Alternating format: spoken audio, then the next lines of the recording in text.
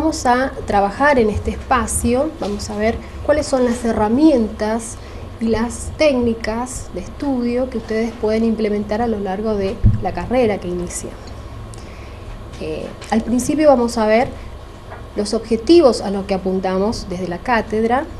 El estudiante universitario debe lograr una mayor autodeterminación. ¿Esto qué significa? Que tiene que lograr una autonomía, una cierta autarquía en su estudio, ¿bien? Aprender a percibir el mundo en toda su complejidad, interactividad y sistematicidad. Tener la mirada hacia el mundo, la que van a tener, tiene que ser una mirada totalizadora. Debe ser capaz de revisar críticamente lo que aparece como evidente. Esto tiene que ver con que no vamos a aceptar, no vamos a leer un apunte y aceptarlo como viene, sino tener otra mirada al texto, a los aportes que nos realizan los autores, sino una mirada crítica. Debe ser capaz de formular sus propias hipótesis o supuestos, creando alternativas de solución. Debe expresar conclusiones sin ayuda. Esto tiene que ver con las producciones que se les va a ir pidiendo a lo largo de la materia, la asignatura. Debe expresar un pensamiento crítico, fundamental en un estudiante universitario que pueda emitir una opinión, pueda reflexionar sobre un texto, sobre los aportes de un autor, pero también pensar críticamente y desarrollar el bien común.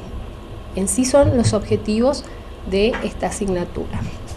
Bien, vamos a trabajar en este espacio sobre las neurociencias y la relación que va a investigar, que va a estudiar en lo que se refiere al estudio del sistema nervioso y cómo el cerebro, nosotros vamos a tener en cuenta el funcionamiento del cerebro frente a una conducta o frente a cómo resuelve el aprendizaje, el estudiante universitario o el estudiante en sí, la persona en sí. También vamos a tener en cuenta cómo el encéfalo produce una marcada individualidad en la acción humana. Por eso que todos somos distintos, somos diferentes, porque desde el encéfalo va a inducir a esa individualidad en nosotros. Y también vamos a tener en cuenta los aportes de las otras ciencias que hacen a la neuroanatomía, fisiología, biología molecular, a la química, a la neuroinmunología, a la genética, a la neuropsicología, a las ciencias computacionales, y también vamos a tener en cuenta los aportes de las tecnologías de la información y comunicación y la realidad virtual. Bueno, vamos a partir definiendo al cerebro desde Paul MacLean, que el cerebro va a estar dividido en tres áreas: el cerebro reptiliano, el sistema límbico y la corteza cerebral o neocortex. Vamos a comenzar definiendo al cerebro reptiliano. Esta parte del cerebro es la parte más primitiva, es la parte más arcaica del organismo en el cerebro, ¿no? Y lo cuentan hablamos del cerebro de los peces, de los lagartos, de los animales vertebrados inferiores.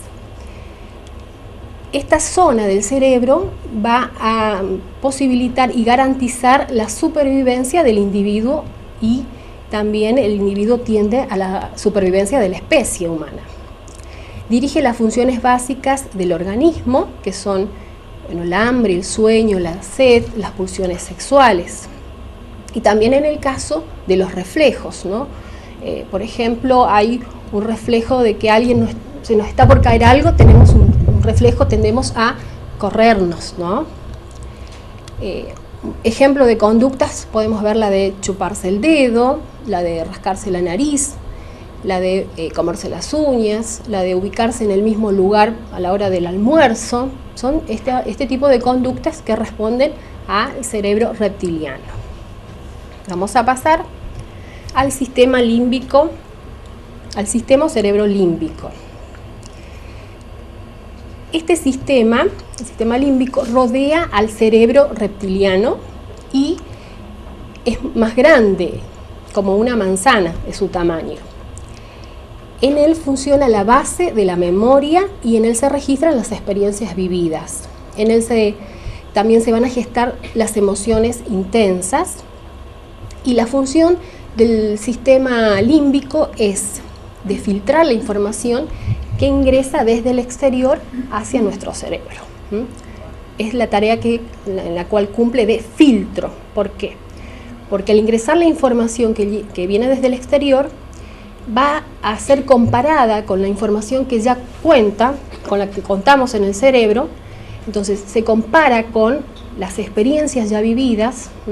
Si esa información que ingresa no es una información que dañe o que sea agresiva, es aceptada por el cerebro. En el caso de que sea una información que nos produzca un daño, es rechazada. Bien, entonces funciona de equilibrio. Esa es la tarea que lleva a cabo el sistema límbico, de equilibrio tanto en lo físico como en lo psíquico. Y por último, el área de la corteza cerebral o neocortés. En esta área es base de las funciones abstractas. Todo lo que tiene que ver con el análisis que nosotros podamos realizar, una comparación, la base del pensamiento, y es lo que nos va a diferenciar de los animales. Sabemos que el cerebro es muy plástico, o sea, que percibe y que capta los estímulos desde el exterior. Va a registrar todas las experiencias. A través de la corteza cerebral o neocortex podemos hablar, analizar, clasificar, realizar todas las operaciones abstractas, intelectuales, cognitivas. Podemos resolver problemas, tomar decisiones, inventar. Y desde esta área, cada individuo puede tener una respuesta original. O sea, para resolver un problema, cada sujeto va a poder resolverlo de acuerdo a la experiencia vivida y a las condiciones que se presenten y cómo puede analizar ese problema y resolverlo. Bueno, sabemos también que el cerebro está conformado por neuronas. Las neuronas está constituido alrededor de 30 millones de neuronas que forman diferentes capas, 6 capas, en las cuales la transmisión de la información se lleva a cabo a través de un proceso que se llama sinapsis. La neurona está constituida por un núcleo, por un axón y por dendritas, son las que permiten la comunicación con otras neuronas. Entonces vamos a hacer más o menos un dibujo de una neurona con su núcleo, el axón y las dendritas, que va a posibilitar la comunicación con otras neuronas.